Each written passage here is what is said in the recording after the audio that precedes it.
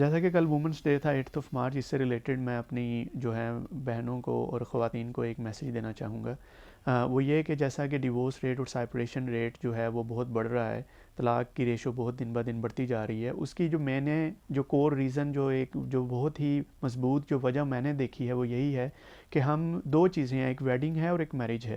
यानी कि एक शादी का दिन जिसको हम वेडिंग डे कहते हैं वो है, उसके ऊपर तो हमारी बहुत सी एफ़र्ट्स, बहुत सी हम जो है हम पैसा भी खर्च करते हैं। हम जिस तरह के शादी के लिए शादी का हॉल बुक करना, कपड़ों का को देखना, पहनना और उनको अरेंज करना, पार्लर को अरेंज करना, सारे सारे मामलात।